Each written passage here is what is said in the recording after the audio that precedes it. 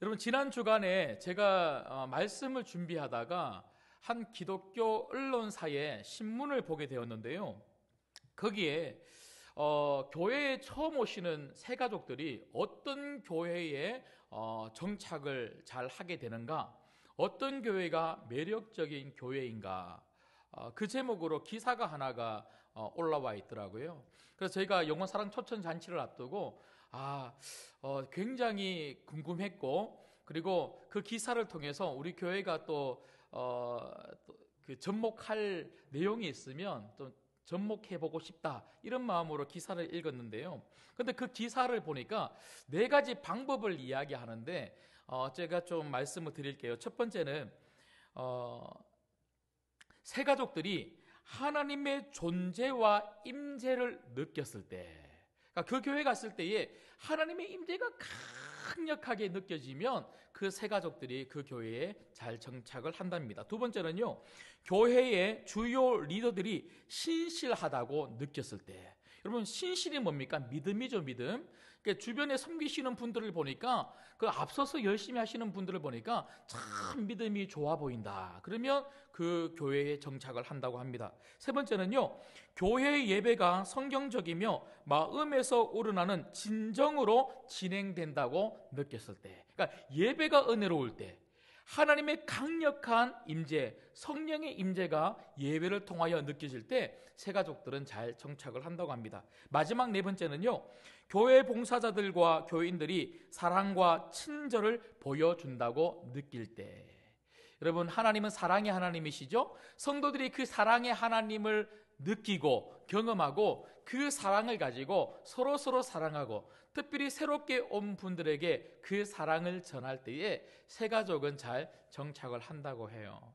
여러분, 저는 이걸 보면서 저는 어떤 방법이 있는 줄 알고, 그리고 특별히 매력적인 교회가 될 수 있는 어떤 프로그램이 있는 줄 알고 읽었는데, 가만히 보니까 여기에 핵심은 하나더라고요. 그건 바로 하나님의 은혜입니다. 하나님의 은혜. 하나님의 은혜가 교회 가운데 가득하고, 그 하나님의 은혜가 성도들 가운데 가득할 때에 많은 새 가족들에게 영향을 줄 수 있고, 새 가족이 머물고 싶은 그런 교회가 될 수 있다는 것이죠.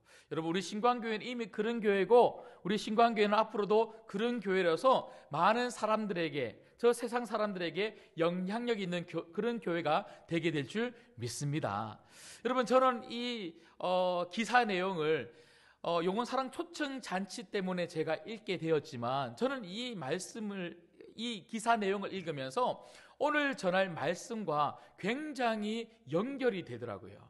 그게 무슨 말이냐면, 여러분, 결국 정말 세상 사람들에게 영향을 주는 교회는 어떤 교회인가? 그건 바로 하나님의 임재가 있는 성경적인 교회이며 하나님의 은혜가 있는 성도들이라는 것이죠.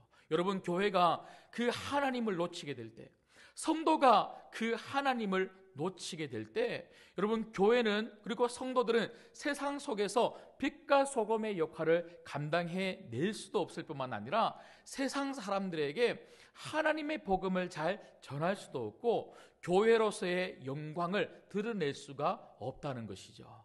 여러분, 특별히 오늘 말씀을 통해서 우리가 보게 되는 이스라엘의 모습이 바로 그렇다는 것입니다.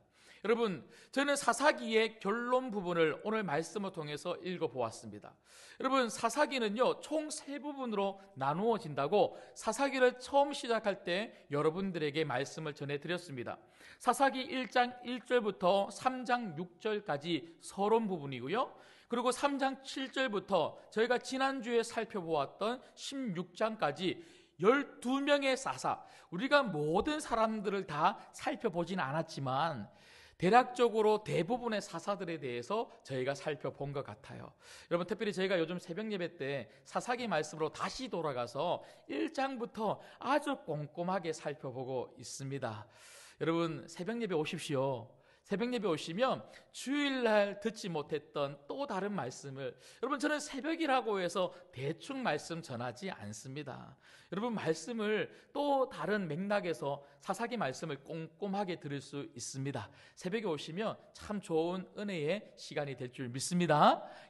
그래서 12명의 사사를 우리가 말씀을 통해서 들었고요. 그리고 오늘 17장부터 21장까지는 결론 부분입니다. 근데 이 결론 부분은요, 두 가지 이야기가 들어있는데, 어떤 이야기가 들어있냐면, 오늘 저희가 읽었던 이 17장, 18장의 말씀에 보면 이 미가의 집의 이야기를 통하여 종교적인 타락, 이스라엘의 영적인 타락의 모습을 우리가 결론적으로 볼 수 있고, 그리고 19장부터 마지막 21장까지는 이스라엘의 윤리, 도덕적인 타락의 모습을 저희가 볼 수가 있더라는 것이죠.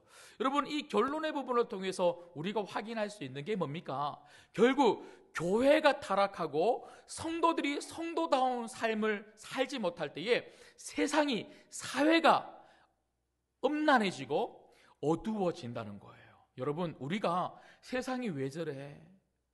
세상 사람들이 왜 저래? 이렇게 말하기보다는 여러분, 교회를 살펴보고 우리 스스로를 좀 살펴봐서 우리가, 그리고 교회가 다시 영적인 힘을 회복하고 하나님을 붙잡게 될 때, 다시 하나님에게로 돌아가게 될 때, 교회가, 성도가 세상에 영향력 있는 그런 성도, 그런 교회가 되게 될 줄 믿습니다.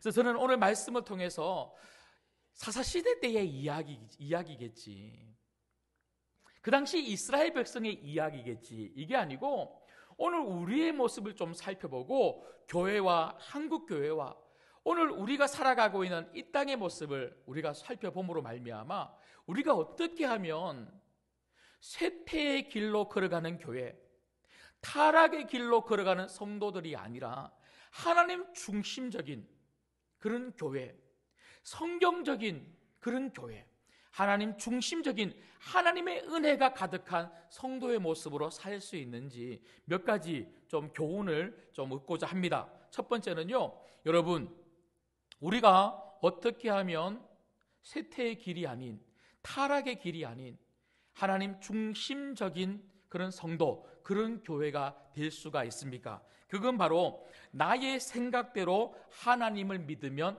안 된다는 것입니다. 여러분, 교회가 늘 타락하고 성도들이 성도다움을 잃어버렸을 때에 늘 나타나는 첫 번째 강력한 현상은 내 생각대로 하나님을 믿는다는 거예요. 사람의 목소리가 너무 많은 교회가 되어 버린다는 것이죠. 형식은 있어요. 하나님의 이름으로 예배도 드려요. 하나님의 이름으로 선교도 해요. 하나님의 이름으로 구제도 해요. 하나님의 이름으로 제자 훈련도 하고 하나님의 이름으로 구역도 하고 별의별 걸 다 하는데 형식만 남아있지 그곳에 어디에도 하나님은 없는 거예요. 자기만 있어요. 그곳에 어디에도 성령의 임재가 없는데도 불구하고 아무렇지도 않아요. 은혜가 없는데 그냥 내가 하고 있다는 것으로 만족하는 성도들. 여러분, 혹시나 우리가 그렇지 않습니까? 여러분, 오늘 말씀으로 한번 들어가 보시죠. 오늘 말씀에 보면 에브라임 산지에 미가라고 하는 사람이 살았습니다. 그런데 오늘 그 미가의 집에 어떤 사건이 발생하게 되냐면요, 미가의 어머니는 굉장히 부자였던 것 같아요. 돈이 엄청 많았던 것 같아요. 그 돈 중에 은 1,100개, 여러분 은 1,100개면요 엄청 많은 돈입니다. 여러분, 지난주 저희가 말씀을 통해서 들었던 것처럼 그 블레셋 방백들이 삼손의 힘의 근원이 어디에서부터 나오는지 들릴라를 통해서 그렇게 확인하기 위해서 그 들릴라에게 네가 좀 알아와라. 만약에 네가 삼손의 힘의 근원을 알아오면 얼마를 준다고 약속했습니까? 은 1,100개. 오늘 여기 나오는 똑같은 돈을 주겠다고 약속한 거예요. 한 나라가, 그리고 방백들이 전체가 줄 수 있는 어마어마한 돈을 오늘 말씀해 보니까 한 개인 미가, 특별히 미가의 어머니가 가지고 있었다는 거예요. 그런데 말씀을 보니까요, 미가의 어머니가 그 1,100개 엄청난 돈을 잃어버렸어요. 근데 엄청난 돈을 잃어버리고는요, 어떻게 합니까? 아들이 듣는 데서, 아들 앞에서 이 돈 가지고 간 사람 죽어버려라. 물론 오늘 성경 말씀에 보면 죽으라고 욕하지는 않았는데 아마 제 생각엔 그렇게 말했을 것 같아요. 여하튼 아들이 듣는 데서 저주를 해요. 내 돈을 훔쳐간 놈 죽어버려라 하고 저주를 합니다. 그런데 이 저주를 들었던 그 아들이 깜짝 놀라는 거예요. 왜냐하면 그 돈을 누가 가져갔기 때문입니까? 아들입니다. 아들이 그 돈을 가지고 갔기 때문에 진짜로 엄마가 저주한 대로 그 저주가 자기에게 주어지면 안 되니까 얼른 그 어머니에게, 어머니 사실은 제가 그 돈을 가지고 갔습니다, 제가 훔쳐갔습니다라고 그렇게 이야기합니다. 그렇게 이야기했을 때 어머니는요, 전혀 자기 아들이 가져갔을 거라고 생각지도 못했던 것 같아요. 그래서 그 아들이 가져갔다고 하는 말을 듣자마자 오늘 말씀에 보니까 어떻게 하냐면 그 아들을 축복합니다. 여러분, 이 말씀을 통해서 조금 이상하지 않습니까? 여러분, 아들이 그 엄청난 돈을 훔쳐가면 아들을 나무라야 됩니까? 축복해야 됩니까? 얘 나무라야죠. 잘못된 것은 잘못됐다고 이야기를 해야죠.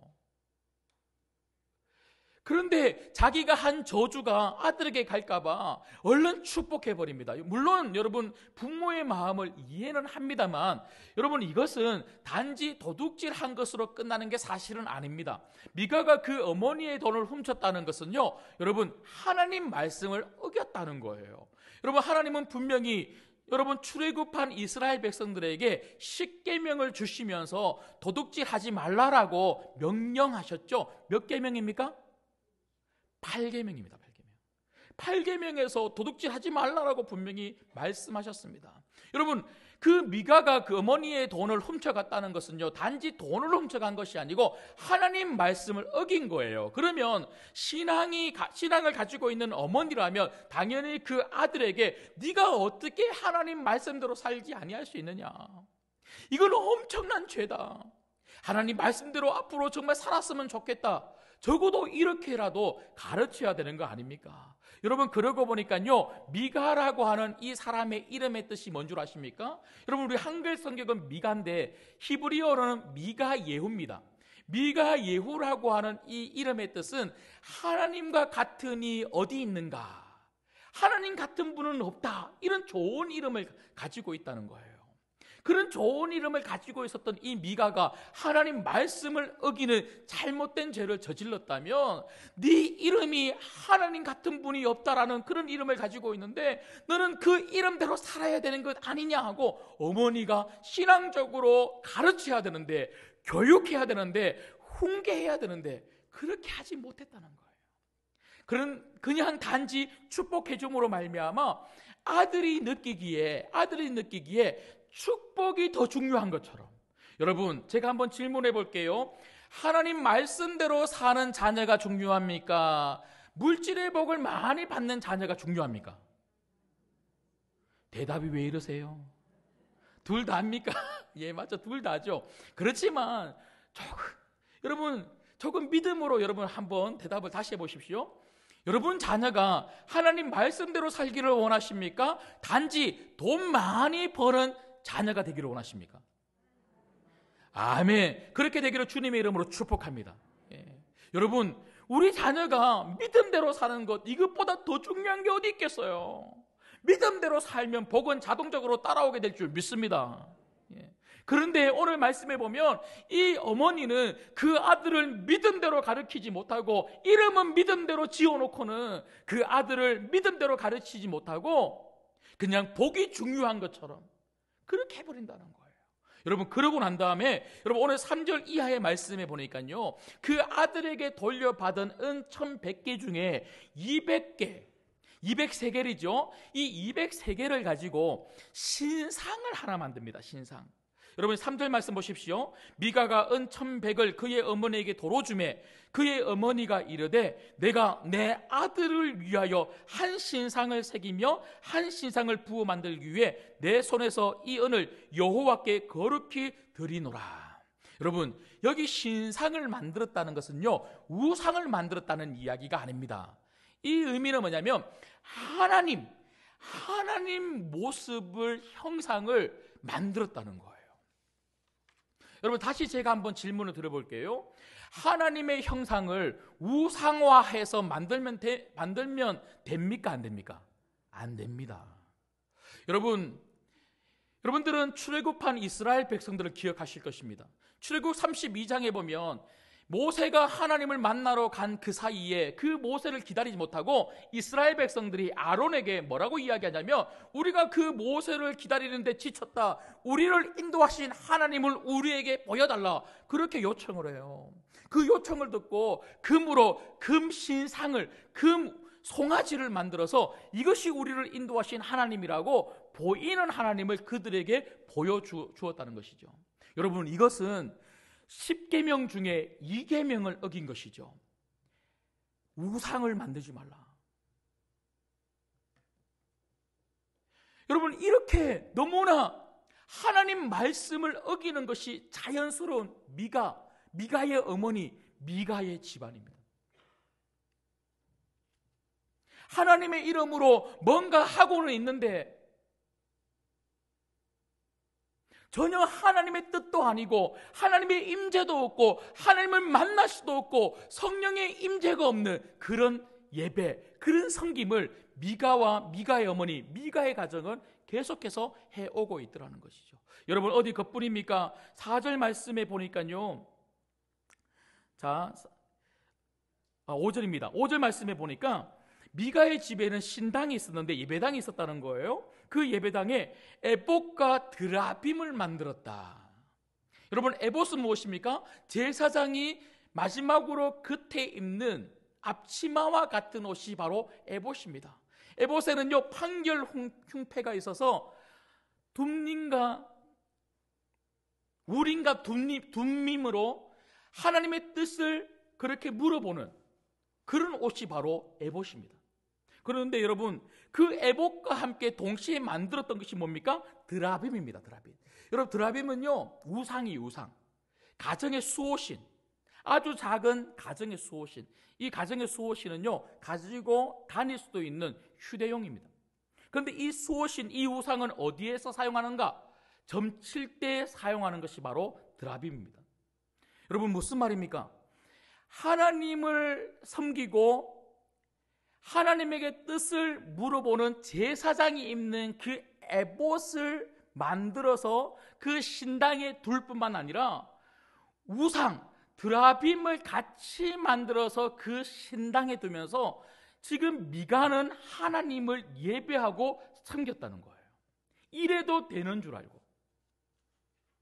여러분, 어디 그뿐입니까? 여러분, 그 5절 말씀해 보니까요, 미가의 집에 있는 그 신당, 그러니까 지금으로 이야기하면 예배당, 교회죠. 그 교회의 목회자로 누구를 세웠습니까? 자기 아들을 세웠어요. 여러분, 하나님의 일을 섬기는 사람은요, 이 당시는 레위 지파에서만 나와야 됩니다.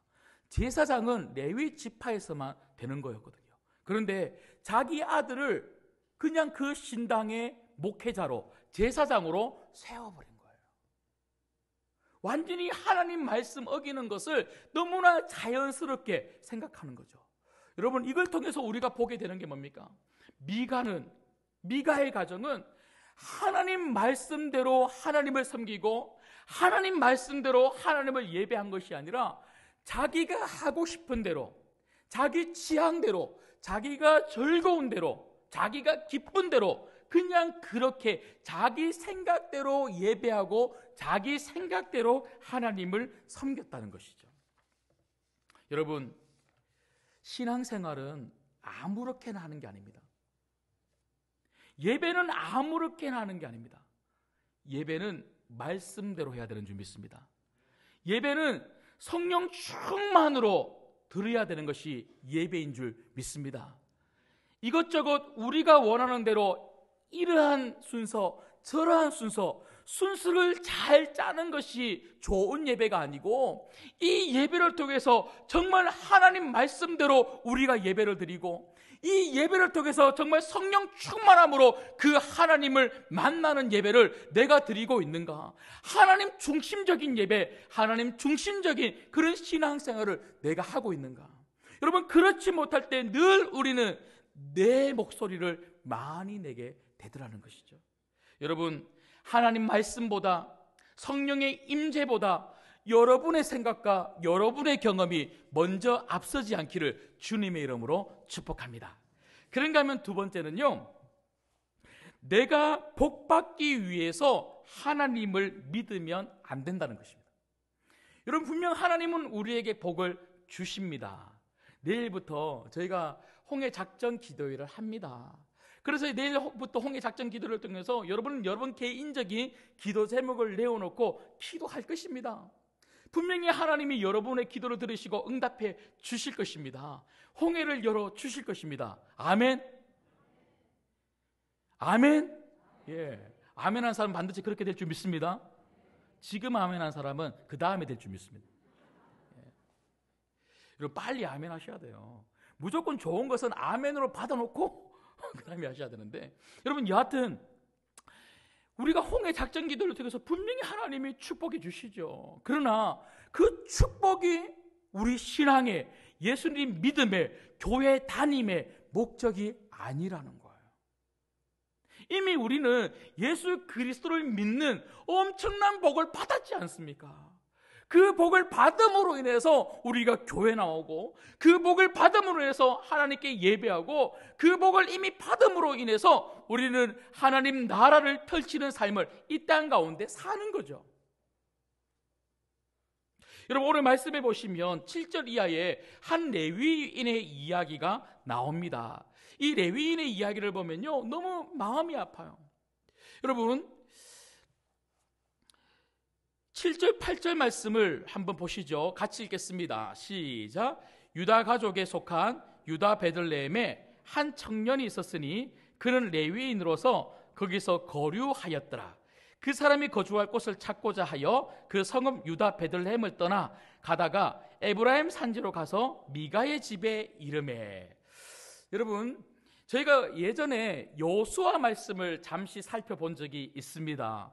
그 여호수아 말씀을 살펴봤을 때에 이 여호수아와 그리고 이스라엘 백성들이 이제 가나안 땅에 들어와서 전복 전쟁을 하게 되죠. 그리고 전복 전쟁을 다 끝내고 난 다음에 이제 빼앗은 그 땅을 이제 분배합니다. 분배할 때에 여러분, 한 지파만큼은 그 땅을 분배받지 못했습니다. 어느 지파일까요? 레위 지파입니다. 레위 지파에게는요, 하나님이 그 땅을 분배해 주지 않으셨어요. 그래서 레위 지파는 어디에서 살았냐면 이스라엘의 다른 형제 지파들이 분배받은 그 땅에 곳곳에 있는 성읍들 중에 48개, 48개의 성읍에 흩어져서 살면서 하나님을 섬기고, 그리고 여러 지파 사람들을 예배 잘 드릴 수 있도록 도와주는 사명을 가지고 그렇게 살도록 48개의 성읍 안에서만 살도록 그렇게 하나님이 허락하셨다는 거예요. 그러면 여러분, 레위 지파, 특별히 여기 이 한 청년은 그 48개 성읍의 한 군데에서만 살아야만 되겠죠.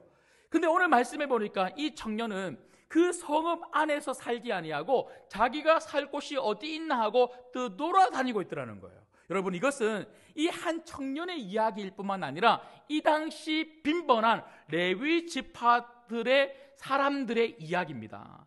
많은 사람들이 48개 성읍 안에서 살면서 하나님의 일을, 그 하나님을 섬기는 그 일을 감당하지 아니하고 더 좋은 안락한 삶, 나를 위해서 누가 더 많은 돈을 혹시나 주지 않을까, 내게 먹을 것을 주지는 않을까, 더 안락한 삶을 위해서 그 성읍을 떠나서 다른 사람들을 찾아다니는, 다른 살 곳을 찾아다니는 그런 레위 지파의 사람들이 많았던 거예요.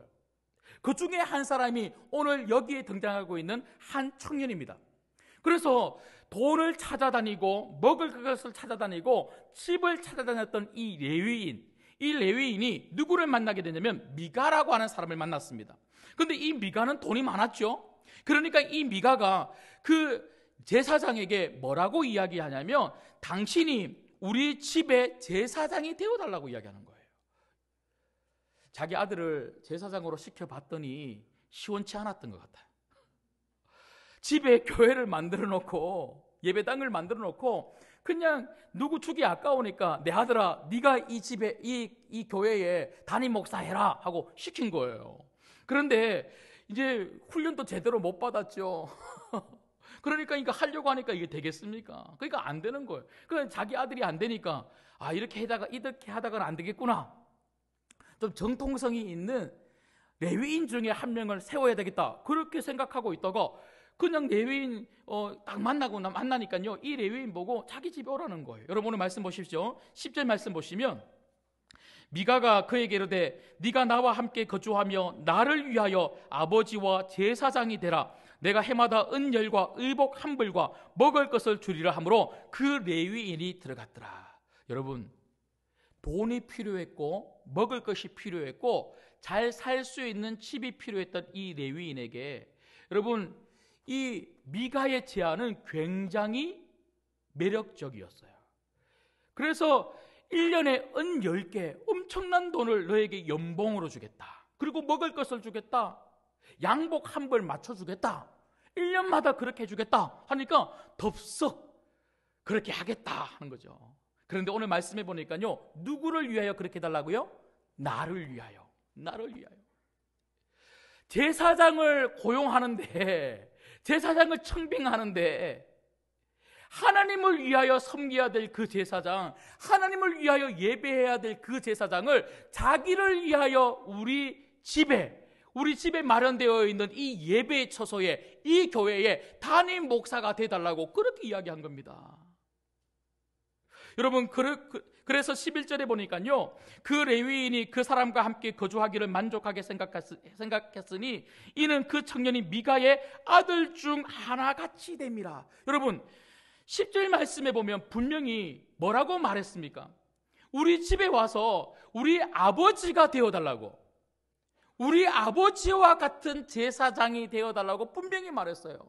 여러분 제사장은 영적인 아버지거든요. 그런데 오늘 11절 말씀은 뭐라고 이야기합니까? 아버지가 되어달라고 해서 들어갔는데 지금 뭐가 됐다는 거예요? 미가의 아들처럼 되어서 미가가 하라고 하는 대로만 움직이는 그런 타락한 제사장이 되었다는 거예요. 12절 보시죠. 미가가 그 레위인을 거룩하게 구별하며 그 청년이 미가의 제사장이 되어 한 개인의 제사장이 된 것입니다. 여러분 저는 이 말씀을 읽으면서 여러분 결국 목회자가 돈 때문에 사역을 하면요 성도들 눈치밖에 못 보는 거죠. 여러분 제가 여러분들에게 한번 질문해 보죠. 여러분의 담임 목사가 여러분의 눈치를 보기를 원하십니까? 그렇지 않기를 원하십니까? 다시요. 여러분의 담임 목사가 여러분의 눈치를 보기를 원하십니까? 보지 않기를 원하십니까? 예, 고맙습니다. 여러분 담임 목사는요 하나님 눈치 봐야 되는 거예요. 담임 목사는요 돈 때문에 하면 안 되는 거예요. 여러분 제가 어디에 여러분의 눈치를 봅니까? 예, 제가 여러분 눈치 보게 생겼습니까? 예, 저는 눈이 작아서 눈치 잘 안 봅니다. 예, 저는 하나님 눈치를 보는 거예요. 하나님이 하라고 하는 대로 하는 거예요. 여러분 미가는요 자기가 고용했다고 생각하니까 자기 멋대로 하는 거예요. 이 제사장은 미가가 주는 돈 그거 받고 싶어서 그 돈 때문에 사역하니까 자꾸 눈치 보는 거예요. 여러분 제가 아는 목사님은요 그 교회 권사님께서 예배만 끝나고 나면 전화가 온대요. 오늘 설교 때 왜 그렇게 설교했냐고, 그리고 왜 요즘 그렇게 목회하냐 그러면서, 요즘 목회 트렌드가 이런 거다 그러면서. 그래서 그 목사님이 하시는 말씀이 그 권사님 이름만 뜨면요 심장이 뛴대요. 좋아서 뛰겠습니까? 무서워서 뛰겠습니까? 아직까지는 제가 우리 권사님들이나 우리 성도님들의 이름을 보면서 무서워서 심장이 뛴 분은 아무도 없어요. 무조건 좋았습니다. 예, 여러분 결국 이 미가는 그 제사장을 개인의 제사장으로 만들어서 자기 멋대로 쥐었다 놓았다 그렇게 하면서 이 제사장을 통해서 얻고 싶은 게 뭡니까? 13절 말씀 보시죠. 13절 말씀 보시면요, 이에 미가가 이르되 레위인이 내 제사장이 되었으니 이제 여호와께서 내게 뭐 주신다고요? 복 주실 줄을 아노라 하니라. 그 제사장을 통해서 이 미가는 하나님을 더 잘 섬기고 더 잘 예배하고 말씀대로 더 잘 살아야지, 신앙적으로 더 열심히 해야지, 이런 마음으로 산 것이 아니고, 이런 마음으로 그 제사장을 청빙한 것이 아니고, 그 제사장을 통해서 그저 자신이 복을 받고 자기 자녀들이 복을 받고 자기 가정이 잘 되는 여기에만 꽂혀 있었다는 거예요. 여러분, 다시 한 번 더 부탁드립니다.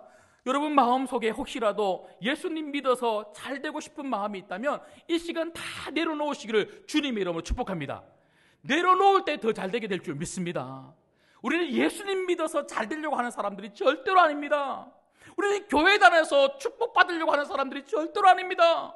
돈 많이 벌고 떵떵거리면서 잘 나가고 그런 삶을 살고 싶어서 교회를 다니는 것이 아니라, 나를 구원해 주신 예수님이 너무 좋아서 그 예수님을 위해서 살고 싶어서, 그 하나님을 더 잘 경배하고 싶어서, 그 하나님 말씀대로 세상 속에서 성도의 삶을 살고 싶어서 우리가 교회에 오는 것이고요, 우리가 예배하는 것이고, 우리가 세상 속에서 살아가는 것인 줄 믿습니다.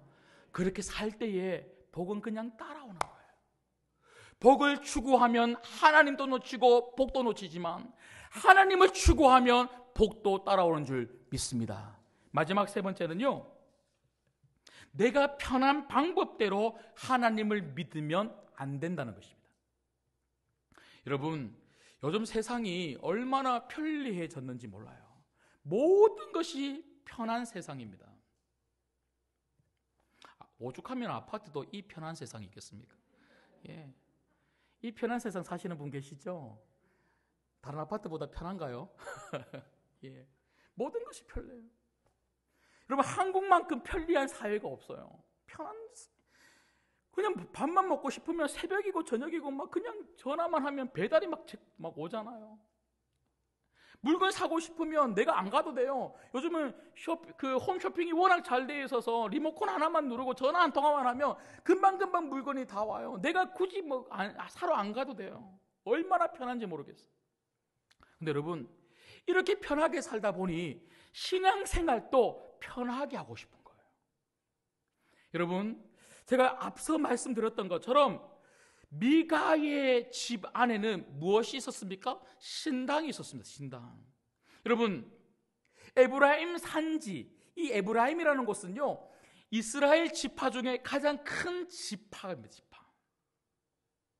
이 지파가 있는 이 에브라임에는 무엇이 있었냐면, 이스라엘의 실로, 주된 성전인 실로가 이 에브라임에 있었어요. 실로가 이 에브라임에 있었음에도 불구하고 사람들마다 각자 자기의 집에 신당을 만들어 놓고 예배를 거기서 드리는 겁니다. 그리고 하나님의 신상을 만들어 놓고 드라빈과 에봇을 만들어 놓고 자기 아들을 목회자로 세우거나 지나가던 한 레위인을 그냥 자기 집으로 초대해서 제사장으로 자기가 임명해버리고, 여러분, 전부 다 이 모든 것이 무엇을 말해주는 것입니까? 미가는 하나님을 편하게 믿고 싶은 거예요. 자기 집에서 자기가 원하는 방법대로 자기가 원하는 사람 세워다가 하나님을 편하게 믿고 싶은 이 미가의 마음. 여러분, 오늘날 교회는 어떻습니까? 우리 역시 하나님을 편하게 믿고 교회를 편하게 다니고 적당히 신앙생활 하고 싶은 그런 마음들이 우리 안에 혹시나 있지는 않습니까?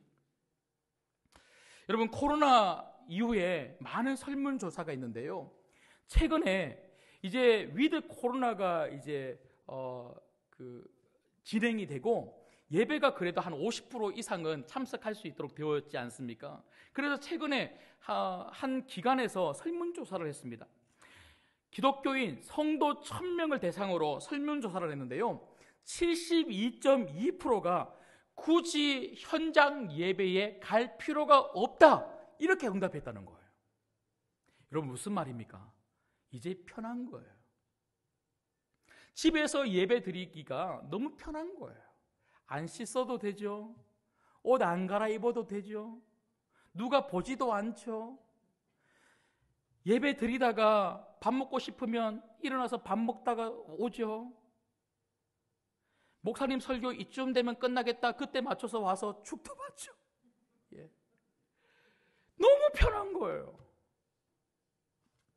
여러분, 저도 대형 교회에서 부목사 제가 생활을 했지만, 여러분 물론 그런 대형 교회들이 다 그런 건 아닙니다. 근데 여러분, 왜 그렇게 큰 교회들에게는 사람들이 왜 그렇게 많이 몰려들까요? 물론 대형 교회가 가지고 있는 많은 장점들이 분명히 있습니다. 그런데 그 중에는요, 편하게 교회 다니고 싶은 거예요. 누구 한 명도 왜 지금 이 시간에 교회에 왔냐 이야기하는 사람 없어요. 그냥 늦지막하게 예배 시작하고 난 다음에도 들어와서 앉았다가 누구도 알아주지도 않는 그 큰 교회에서 5,000명, 6,000명이 예배 드리는 그 큰 교회에서 앉았다가 그저 예배 한 1시간 드리고는 우다다닥 그렇게 집에 가버려요. 주차장 넓은 곳, 봉사 안 해도 되는 곳, 시설 잘 되어 있는 곳, 너무 편하게 신앙생활 하고 싶으니까 그런 큰 교회들에게는요, 사람들이 전도 안 해도 그냥 막 등록하는 거예요.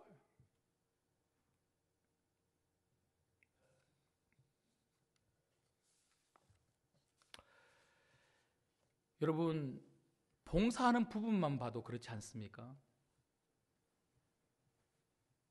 교회 가만히 보면 교회에서 어떤 교회든지 대부분의 교회들이 한 10%에서 20% 정도가 열심히 봉사한대요.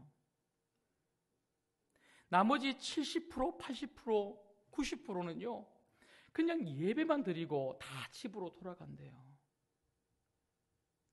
예수님 힘들게 믿기 싫다는 거예요.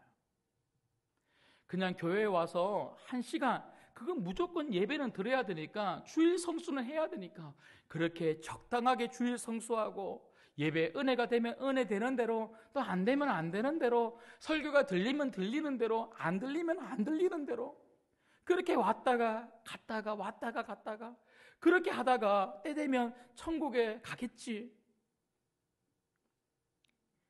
이렇게 다니고 싶은 거예요.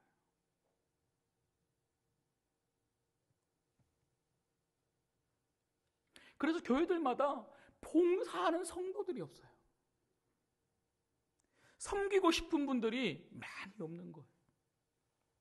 여러분, 사단은 끊임없이 우리 보고 넓은 길로 가라고 합니다.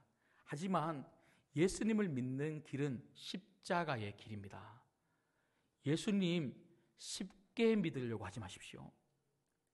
하나님을 믿는다는 것은요, 쉬운 게 아닙니다.